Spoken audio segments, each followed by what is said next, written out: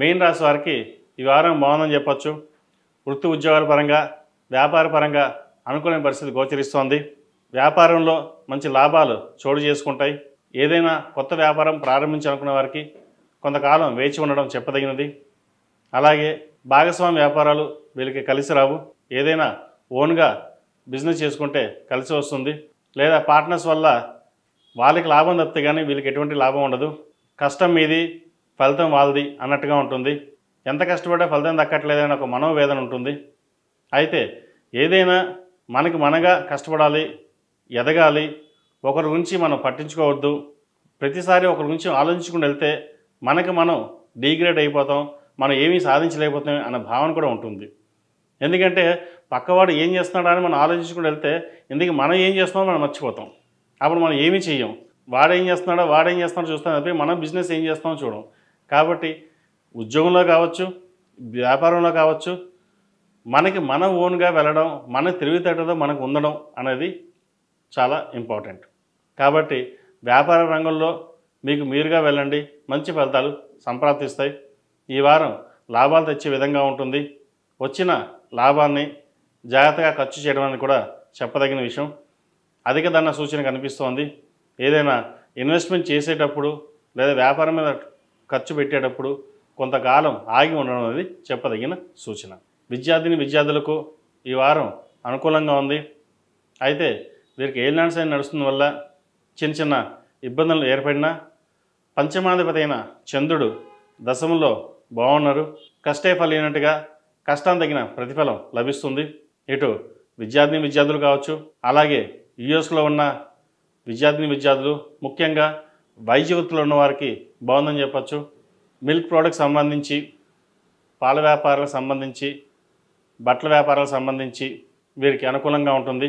ఏదైనా గ్రూప్స్కి ప్రిపేర్ అవుతున్న వారికి వీరికి అనుకూలంగా ఉందని చెప్పవచ్చు. చిన్న ఆరోగ్య సమస్యలు ఏమైనా ఉంటే తొలగిపోతాయి. ఇటు తృతీయాధిపతి, అష్టమాధిపతి శుక్రుడు స్వక్షేత్రంలో రాహుతో కలిసి ఉన్నారు.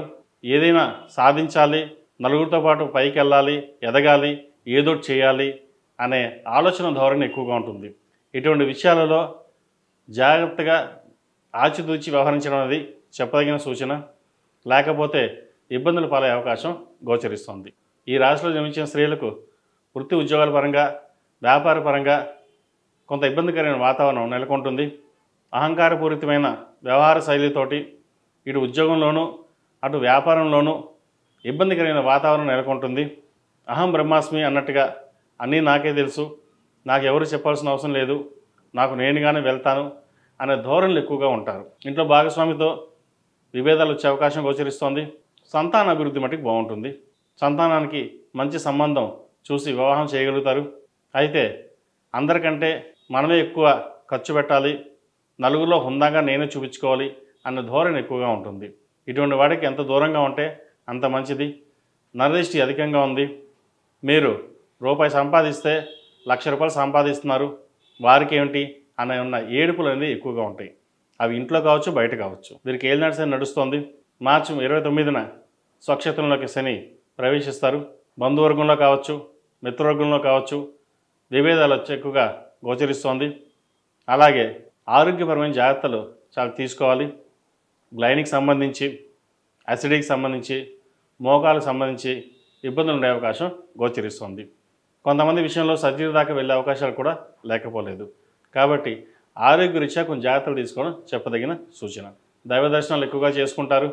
బంధువులతో కలిసి విహారయాత్రలు చేస్తారు. శుభకార్యాల్లో ఘనంగా పాల్గొంటారు. ఖర్చు కూడా అధికంగా చేస్తారు. ఖర్చు విషయంలో ఎంత జాగ్రత్తగా ఉంటే అంత మంచిది. ఈరోజు డబ్బు ఉంది, ఖర్చు పెట్టేద్దాం అనుకుంటే రేపు అన్నాడు ఇబ్బంది అనేది ఏర్పడుతుంది. వాటిని దృష్టిలో పెట్టుకుని జాగ్రత్త ఖర్చు పెట్టుకోవడం అనేది చెప్పదగిన సూచన. ఈ రాశివారు ప్రతిరోజు ప్రతినిత్యం నవగ్రహ ఒత్తులతో దీపారాధన చేయడం, అలాగే శనివారం నాడు సూర్యోదయానికి ముందు, సూర్యాస్తం తర్వాత నిమ్మకాయ డొప్పలతోటి నువ్వుల నూనె పోసి దీపారాధన చేయండి. అది మీకు ఎంతో మేలు చేస్తుంది. అలాగే ఈ రాశిలో జన్మించిన వారికి కలిసి వచ్చే సంఖ్య 2, కలిసి వచ్చే రంగు వైట్.